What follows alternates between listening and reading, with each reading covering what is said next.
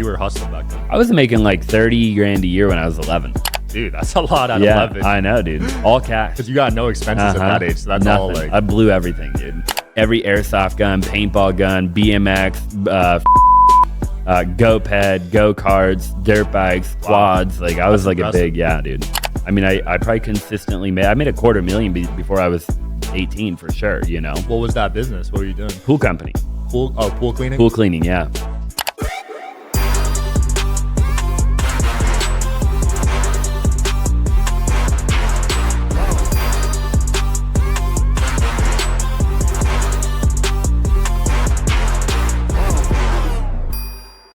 Wherever you guys are watching this show, I would truly appreciate it if you follow or subscribe. It helps a lot with the algorithm. It helps us get bigger and better guests, and it helps us grow the team. Truly means a lot. Thank you guys for supporting, and here's the episode.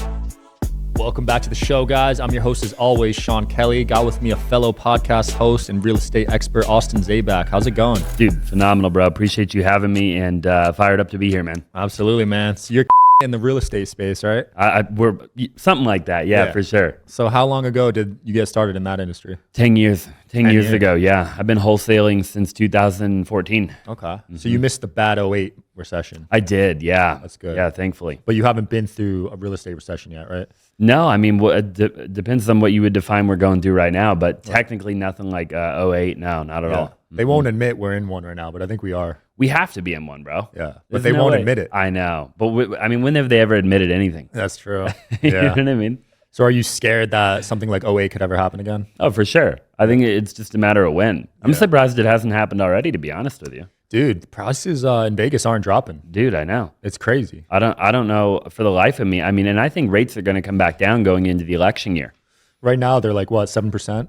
8, maybe even 8, depending on your credit. I mean, you know, they're up there because the 10-year Treasury, I think, is like 4.5 as of today. Wow. Yeah. Dude, yeah. Like even a hard money loan right now is like 11 to 14%. Wild, dude. Like that's insane. Insane. Like you can't even make money at that point. You can't even make money. I mean, you can. We still make money, but it is definitely hard. Yeah. You got to buy the deal really, really good. I mean, again, it's like we know, right? You make money in the buy. Yeah. At the end of the day. Yeah. So what's your real estate strategy? Has it changed over the years at all?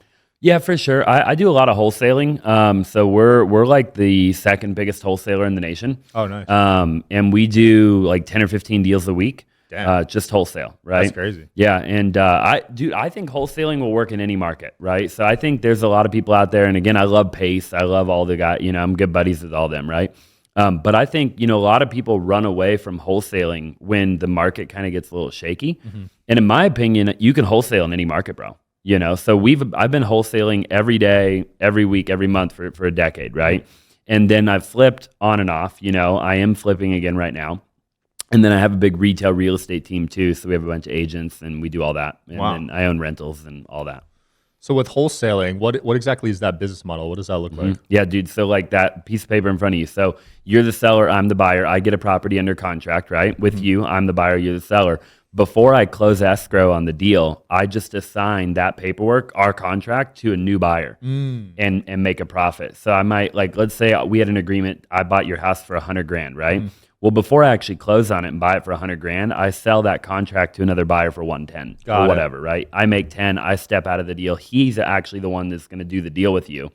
And then I'm nowhere to be found. I step out. Got it. So the risk would be if you can't find a buyer, you have to be liable for the... Yeah, well, you have an inspection period, right? So as long as you have an inspection period, you can get out of the deal, you know. Okay. You can always get out of a deal. The worst case scenario, I guess, would be you lose your earnest money. What's that? The down payment or something? Yeah, it'd be like $5,000. Got it. Yeah. Interesting. Yeah, it seems like a pretty good strategy because you don't need much capital to start. No, dude, you don't need anything to start. I mean, you could go do a deal right now. You could walk out. One of these guys out here will probably sell you a deal, you know? That's crazy. So you're the second biggest in the country. So how many employees? Jamil's number 1, by the way. Oh, he is? So tell Jamil Jamil's a good buddy of mine. What was your question? How big's the team? Yeah, we have a big team. So I have about 75 people total right now on the team. And that's actually between wholesale and retail. Got it. Yep. And they kind of are combined. Like, you know, my wholesale team will pass deals to my retail team and vice versa. So I kind of like to vertically integrate. You know, like I used to own an ATM company. I owned a marketing agency. I did a bunch of random crap. And then I realized, like, it dawned on me, you know, I'm 28 now, right? I've started a bunch of companies that failed a bunch, obviously. And it dawned on me that like I got to focus on what I can vertically integrate until I'm so big that I have such a massive team that I could go dabble in some random industry that I'm not like doing every day, right? Yeah, that makes sense. Wow, so 75 people. I saw one of your clips. You've hired over 1,000 people. Yeah. I mean, what's that like? I mean, you must have learned a lot from doing that. I did. Yeah, I learned a lot, man. You really do learn that. Well, you learn that you can't do anything without people, right? And I've really come to understand that and fully like realize. I think that we live in a day and age where there's entrepreneurs out there that think that they can just sit in their living room and become a millionaire. And you can, don't get me wrong. Like I know dudes that trade the stock market, crypto, whatever, right? Yeah. But I think to get to like 10 million or 50 or 100 million, like it's going to take a lot of people. And you got to understand people. I mean, you got to know what makes them tick and how to motivate them and how to keep the attrition high and and you'll learn a lot, man. I mean, we've failed a lot along the way. People have quit. People have stolen from me. Everything you could possibly imagine. You know, someone stole from you. Oh yeah, dude. We all the time, like data or deals or whatever. Yeah. It's typically not like physically. They're like taking something out of your office. It's more of like they decided in their brain a month ago that they're going to leave, but before they do, they're going to try to take all the data out of the CRM and pull all the leads out of there, and you know what I mean? Dang. Yeah. And that's where the money is too. Yeah, bro. Yeah. What CRM you on? HubSpot? We use multiple different CRMs. We use HubSpot. We use Close, actually, is a good one. I don't know if you heard of them. I haven't. Yeah, they're a really good one. What's different from them and like the rest? Close is good for, we use that for high ticket, and then we also use it for the wholesale. Okay. Yep. And are you cold calling these leads? For the wholesaling company or high ticket? For both, I guess. No. Well, wholesale a little bit. So wholesale, we have it broken up into different kind of departments, right? So we've got like direct to seller marketing. We've got, working with real estate agents. We've got working with other wholesalers. So yeah, my team does do a decent amount of cold calling, but it isn't all they do. We have a lot of inbound too. Wow. Yeah. So there's really no cap to this wholesaling space. Like you can really make a lot of money off it. I think there is. I mean, look, I think that at a certain point, you reach the kind of point of diminishing return, right? So for me, we're kind of almost there right now, right? Like I'm starting to have to look at like, okay, do I really want to go and take all of my time and energy and try to get to the next level with wholesaling? And then if I took that same amount of time and energy and put it into starting a new venture or doing whatever the next thing is, which would be like raising capital or whatever, right? Yeah. Like which one would yield a higher ROI? And I think we're at the point where doing something else would actually yield a higher ROI. I think when you get wholesaling to like, you should ask Jamil too when he's on the show. Yeah. I think when you get wholesaling to like $1 million a month, past that, it becomes, it's not infinitely scalable in my opinion. Right, because at that point you need to keep hiring, and then the ratio becomes kind of skewed. You just need more and more and more people, and then it gets harder and harder to scale. And then at that point, you're better off just getting into a different industry, treating that as like a cash cow, taking that money, rolling that money into whatever. That makes sense. Yeah. Do you ever want to go the fund route? I see these guys starting $100 million funds. Like, is that of interest to you? 100%. Yeah, I just had Zach Captainstall, I was telling you before the show. He raised over $2 billion in like 4 years. Phenomenal human being, Right. And that gets me fired up, dude. Like I'm fired up about that. Yeah. Hell yeah. Probably within the year. Wow. Yeah, we'll rock and roll on that. I've already talked to a couple attorneys and lawyers about putting the actual fund together, because just putting together the fund is a thing. You got to like have the right lawyer or attorney put the fund together, and then you can go. And there's certain things obviously you can and can't do with the SEC, and you got to go raise capital and find the deal, obviously. Yeah. And you got a 10-year track record, so that probably makes raising money a lot easier too. Yeah, because I can show them. We technically, you're right, dude. We do have a track record. When it comes to multifamily, I've never obviously like turned a multifamily deal, meaning I've never bought a multifamily deal, renovated it, re-tenanted it, raised the rent, and turned it, right? But we've done thousands of single family, and we know how to find a deal. So there is some track record there. It ain't like I came from some random industry, you know? Yeah, for sure. Yeah. Yep. One of your clips I thought was super interesting. You said you don't need a real estate agent to sell your house. What do you mean by that? I can't remember. I'm trying to remember which clip that was. Well, dude, I mean, you can sell. I mean, you just don't, right? I mean, a buyer and a seller can get together and do a deal, right? It goes back to wholesale, right? So now a lot of people do use a real estate agent, right? And I'm a real estate agent myself, and I like working with them. But you don't need one. You don't, and then the commission too is all negotiable. I mean, everything's negotiable, right? I think people think it's a 3% or a 6% commission. It's completely negotiable. You can negotiate that? 100%. Dude, in every state. I'm buying a house right now, so that's good to know. Yeah, yep. I thought it was just a set And thing. a seller pays all commission. Remember that too. Buyer never pays commission. That's what my agent told me. I was really fascinated by that. But as a buyer though, like, okay, I'll give you an example. Right now I'm doing a deal. I'm representing a buddy of mine. You should get him on your pod. I'll tell you his name after the show. But he's buying like a $4.5 million home in Arizona, okay? Yep. I'm the buyer's agent repping him. I went to the seller's agent and I negotiated a smaller commission from me, and then I credited part of my commission back to him, the buyer. So he got a better deal on the house by using me as the agent. Whoa. Because I was willing to do that, right? Whereas some other clown might have been like, dude, I'll only do it at 3%, where I was like, dude, I'll do it at 1.5%. Wow. Because I like you, you're a good dude, and I know what I'm doing. It's not that hard, Yeah. Yeah. That's interesting. Mm-hmm. What do you think of this new model with the sub-2, the creative financing? I see it every day on ads. Are you a fan of it? Have you tried it? Yeah, I love it, dude. I think you do have to be careful, right? Like, I think that Pace is a legend. Love Pace Morby, right? And I love, the idea of doing a sub-2. I do think that there are a lot of people out there that do it the wrong way, right? That don't know what they're doing. And if you do it the wrong way, you're going to get somebody in trouble. You just are, right? Either the seller's going to get in trouble down the road. They're going to call the loan, pay in full, right? Or, seller's going to go try to buy another house in a year or two, and their debt to income is going to be all jacked up or whatever. I mean, if you don't do the paperwork the right way, right, and you don't set it up the right way, somebody's going to eventually get in trouble. And again, I love Pace. I think Pace is a G. He's the one dude I think probably preaching it the right way. Yeah. But I think there are other people out there preaching it the wrong way, For sure. And I'm not going to name people, but yeah. No, I've seen some interesting methods that are questionable. Yeah, for sure. You just have to be careful, dude. I mean, in a decade or two, I mean, I've talked to a lot of people over, like Cody, I was telling you before the show, Cody Sperber was one of my first mentors, and like, dude, if you got him on the show, you could ask him like how many people he's seen in his career like go to jail, Oh yeah, in real estate? Yeah, for sure, dude. Like big like guru type people, because I mean you gotta be careful what you're teaching people. You're walking on a thin line, right? Yeah, you are, dude. Yeah, because if you make one wrong move, I mean, it's fraud, I guess. Yeah, it's totally fraud, right? And you're taking advantage, and the SEC, they are paying attention to stuff like that, right? Well, I guess it's not the SEC for that. It would be the FD something. Anyway, it doesn't matter. FTC, yeah. Right.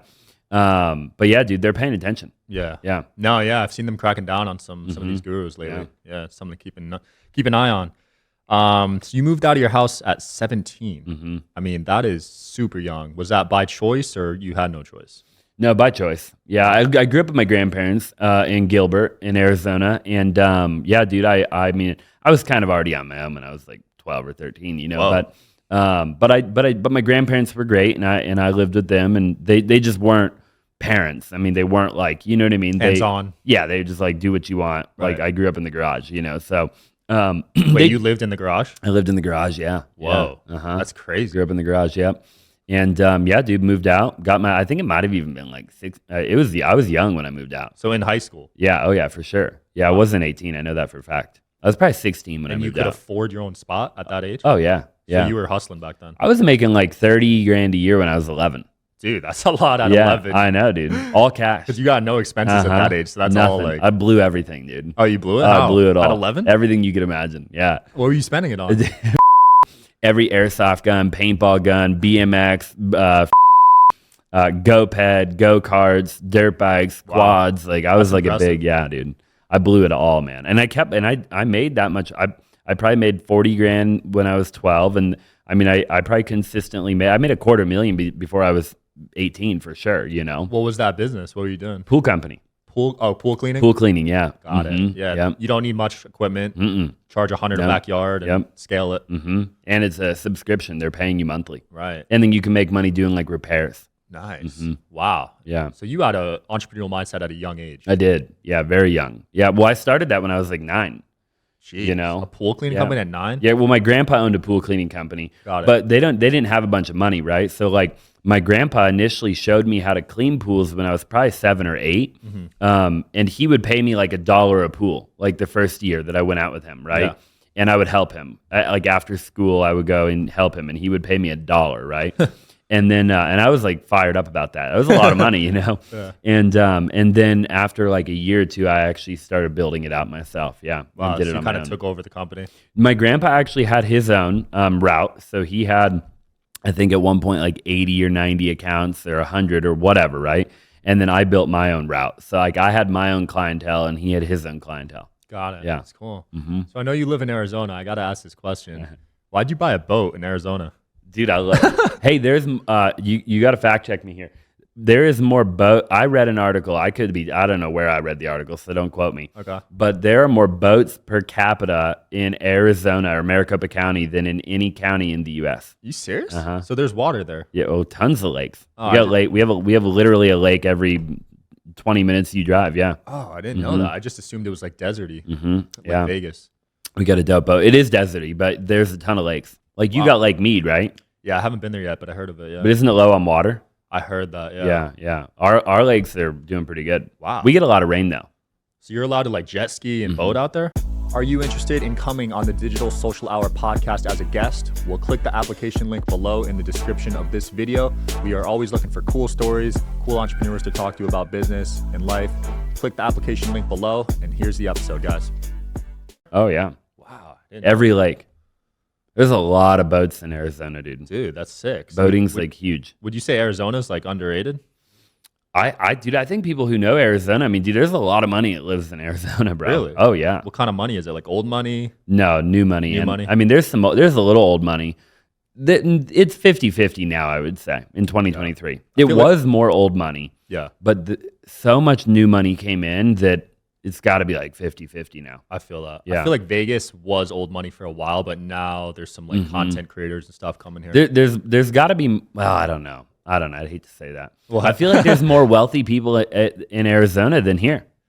Whoa, we'd have to look that up. Yeah. I'm curious. I guarantee it, bro. Because there's some ballers out here. There's some ballers in Arizona. Yeah? Yeah. We got the CEO of Panda Express here. He's worth like $5 billion Really? or something crazy. Yeah. We should look that up at some point. Yeah, we should. Yeah. Yeah, we got Hormozy out here. I think he'll be a billionaire. Yeah. Oh yeah. He'll pull it off for sure. Yeah. Is that a goal of yours? He's probably already halfway there, right? It's got to be. Or a third of the way there. Yeah, with acquisition.com. That's how you become one, through equity. Right. So- Yeah. For sure. I'd love to be a billionaire. Yeah. That's a goal. I'm 28. You know, I if I could hit it by, 35 would be ideal, but 40 would be cool. And then you want to retire? No, I don't think I could ever retire. Yeah? No. So there's no stopping. No, I think I would do just what I like to do though more, you know, like I wouldn't do anything. Like I wouldn't say yes to people if I didn't love it, you know.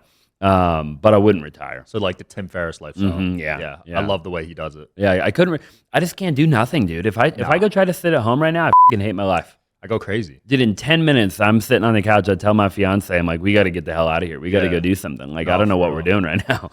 When I try to meditate, I just can't, dude. I just want to work. I went to a Joe Dispenza event, and have you heard of him? Yeah. Big meditation guy, right?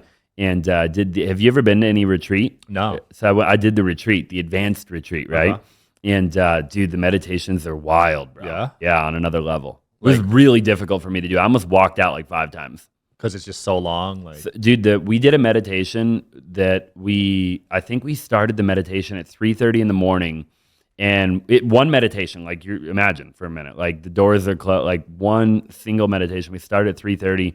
I think we got out of there at 10 a.m. What? Yeah, 7-hour meditation, 6-hour meditation. Dude, my stomach would be grumbling. Like, Yeah, imagine, dude, like sitting right there. You know what I mean? in one spot for 6 hours. Yep, Bro. we did that. I don't know how you did that. I don't know how I did it either. Did anything come from it? Yeah. It was on the last day, so they kind of build you up. You know, if I would have done that on the first day, I would have walked out. Okay. You know, it was a cool event, dude. Yeah. Joe's a cool dude. He's a smart guy. I mean, the stuff he's been able to cure, like in terms of diseases and disorders. Wild, bro.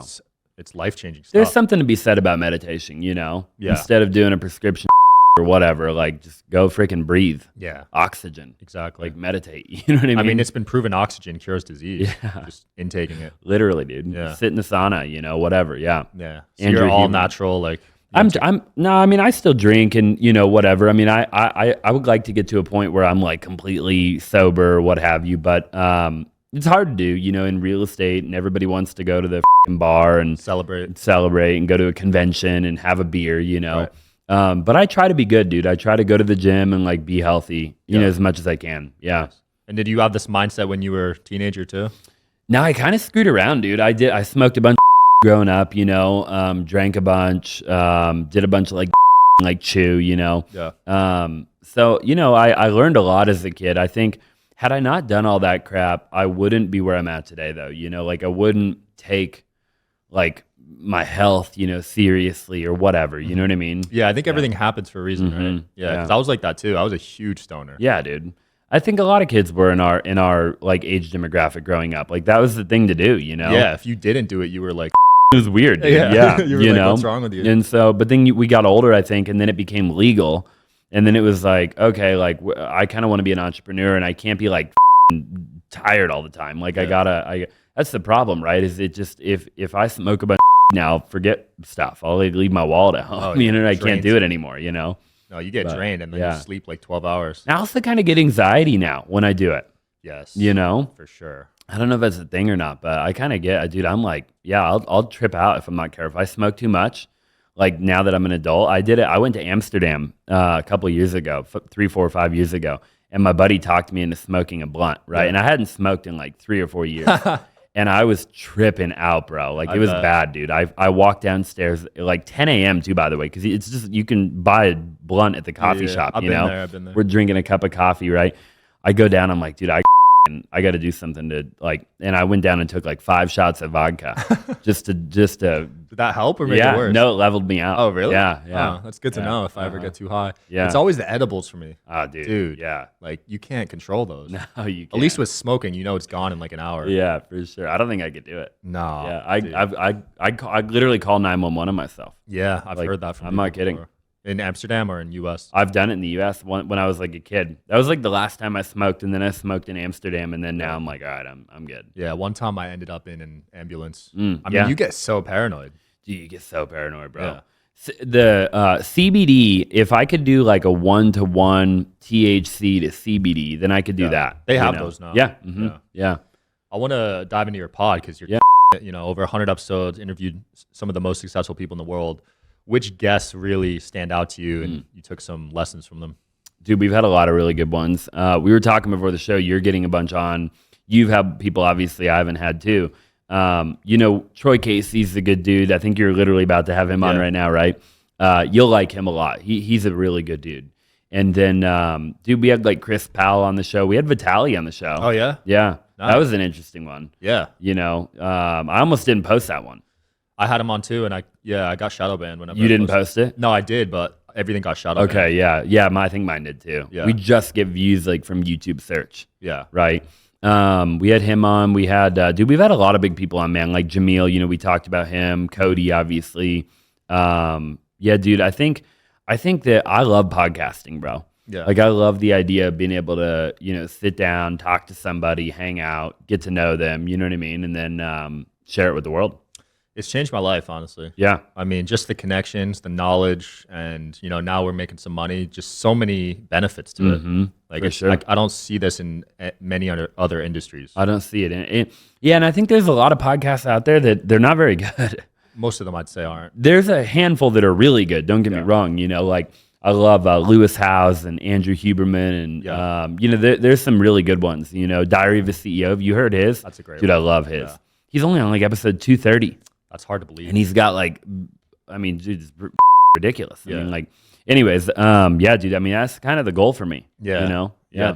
Diary of a CEO. That's one I studied like extensively because he is just crushing it. His pod's bringing in, I think, $2 million a year. It's wild. And he's had on amazing. And he doesn't even need the money. Nah, he already sold his company, right? Yeah. And that's the thing. People try to start podcasts when they don't really know that much. So the conversation is just not really there, I think. I agree with you. So I think people should become a little successful first and then start one. Yeah, or they just do audio only, or they do the virtual crap. I'm not a big fan of the virtual, dude.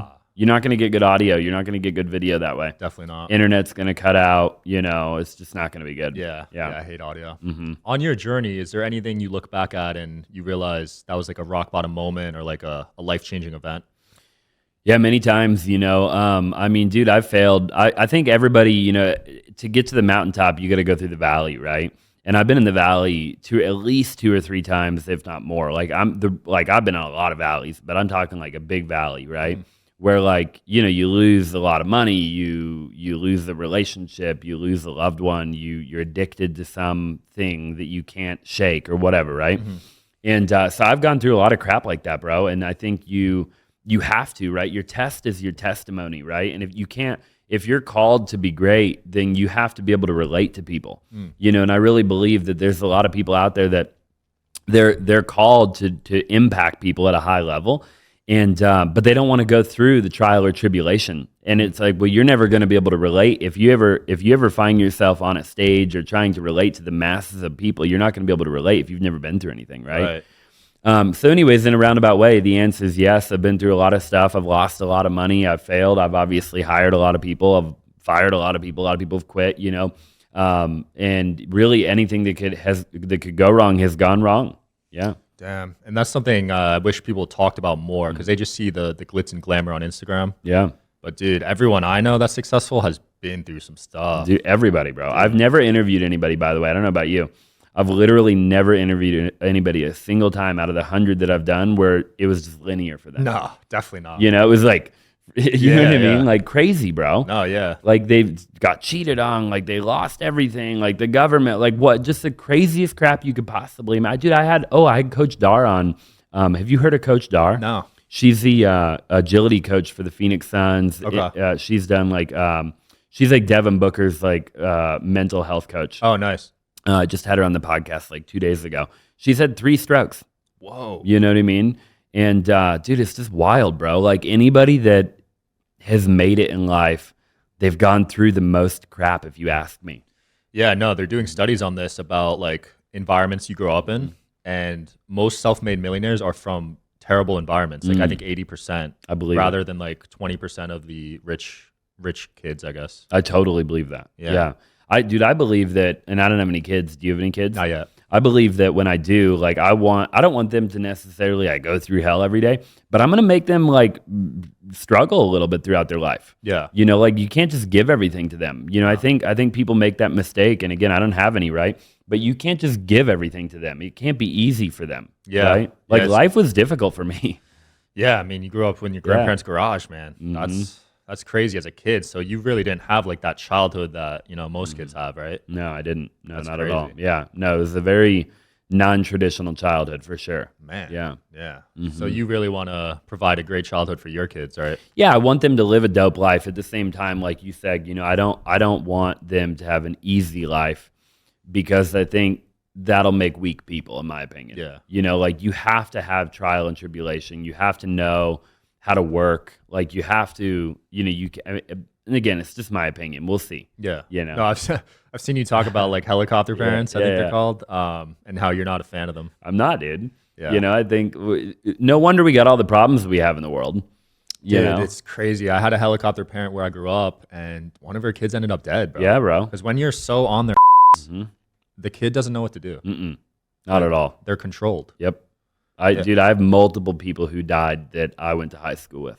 Yeah, because they're a helicopter parent, right? Yeah, so you got to find that balance. My parents were really hands off, which I wouldn't recommend, because I could have went down many different paths. Luckily, it worked out. Yeah, but there's a balance for sure. Oh, for sure. Yeah, and same, by the way. I could have went off the deep end. Yeah, and thank God I didn't. I think most people would if you're super hands off with no guidance. But because that's exactly, dude. And I about went off the deep end a couple times. I think, in my life. Yeah, I could have. I mean, dude. Yeah, it could have been bad. Yeah, the fact that we're here, everything happens. Yeah. Man. So, dude, what are you working on next, and where can people find you? Yeah, for sure, bro. I want to build a fund, right? I want to raise capital. We have a media company now. Is telling we're building a studio. We have, like a full blown media company. We produce other people's, stuff and everything like that now. And then, yeah, dude, I just do a bunch of real estate. Would love to connect with anybody. Would love to talk, coach, help, however I possibly can. I'm at Austin Zaback on every platform. YouTube, TikTok, IG, wherever, man. Love it. Yeah. Thanks so much for coming on, man. Appreciate you, bro. Yeah, thanks for watching, guys, and I'll see you tomorrow.